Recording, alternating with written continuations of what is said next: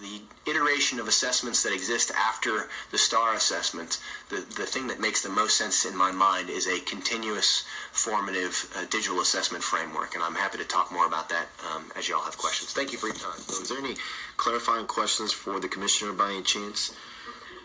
Chairman Taylor? Thank you, Mr. Chairman. If you could just clarify what the last thing you said, the continuous. So,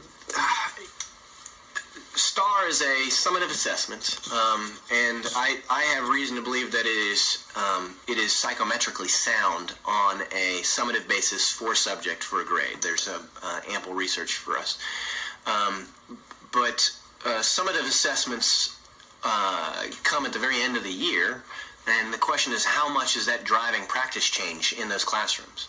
So if you think of a teacher that conducts a lesson on a specific topic area, comparing real numbers, for example. That's one of many lessons that a teacher will cover over the course of the year. But it is important for the teacher to know how well students have mastered that concept, especially in mathematics, which is very building blocks based. And so teachers will do exit tickets. They will do some way of assessing the knowledge that kids have in that subject, in that one student expectation, that time, right then. And there will be some kids that clearly demonstrate mastery and other kids that don't.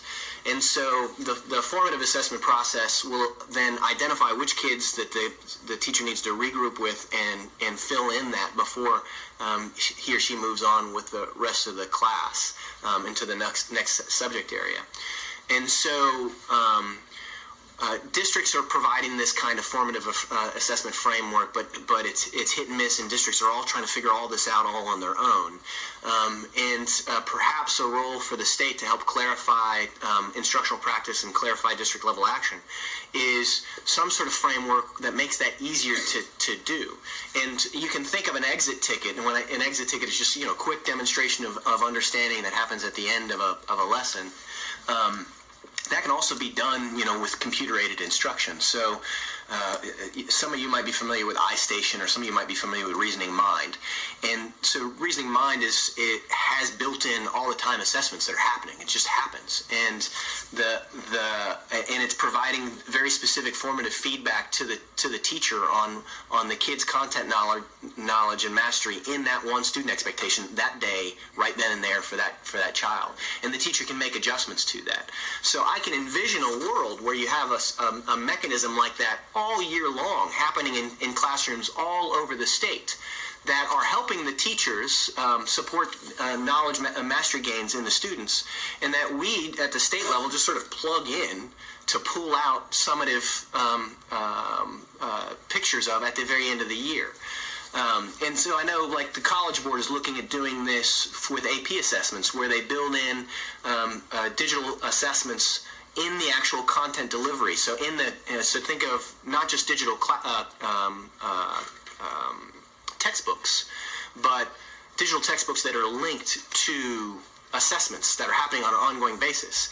And so, you're awarded a 3 in your AP test in history, and you've never even taken an AP history test. They just know, because that has happened over the course of the year with every single subject built into the AP history framework. So there's sort of R&D efforts happening in that kind of model right now. I don't know if I fully answered your question, but that was... Well, and I see that as the classroom of the future, that we have real-time quizzes and tests. I'm just not sure if I see the state being involved at that level. Well, so you can think of 30 or 40 different ways of doing that just in English. And so the question is how does the state plug into that to be as low touch as possible in these classrooms? And so maybe that involves bridging studies between a bunch of different vendors. Maybe there's a clear set of standards to communicate in terms of what these things have to do.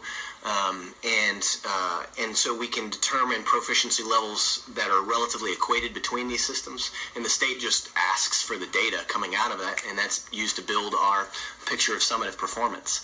I could see a role for the state, rather than having one big test where everybody gets all stressed out, or you have a series of quizzes, particularly in the younger grades, that kids take throughout the year, and it's not a big pressure deal. If they don't do well on one, it's not the end of the world, and you kind of look at the whole spectrum of how they've done during the Exactly. Yeah, I mean, if when you start looking at the state mandating one specific approach in every classroom in the state, it becomes problematic. But what you could, I can at least theoretically envision this bridged, equated mechanism. Maybe not every vendor, every system under the sun would be allowed, but these 10 have gone through this equating process, and so we're relatively sure that when they say you're proficient, you actually are proficient in that student expectation. I would add one more thing, having the real-time quiz, if it's real-time. That's exactly right. It's actually beneficial to the student, because the teacher will get those quizzes back on how they did on that state test and go, okay, Johnny needs to work on this, and you kind of help Johnny with that for the next state quiz or whatever. It's a lot easier to address the question of the achievement gap if you never let it start in the first place. Dr. Dow, do you have a... Right, Commissioner, just a little more clarification on your point of view regarding the formative digital assessment framework as a light touch, you said, throughout the school year, and then sort of followed by this, I don't know if it would be a little less lighter touch on the summative at the end of the year. Is there room, in your point of view, for non-digital formative assessment? For example, as described by formative assessment experts Margaret Heritage and others? Yeah, absolutely. The benefit, of course I'm coming to you as a software guy, so the benefit of digital assessments is the immediacy of results and the immediacy of grading. And so non-digital assessment frameworks, in fact, non-digital frameworks are still necessary. I mean, students have to develop the manual skills to write. So that's necessary. The complicating part comes in collating the results from that. And so the nice thing about a digital framework is it's really easy to grab results out of it.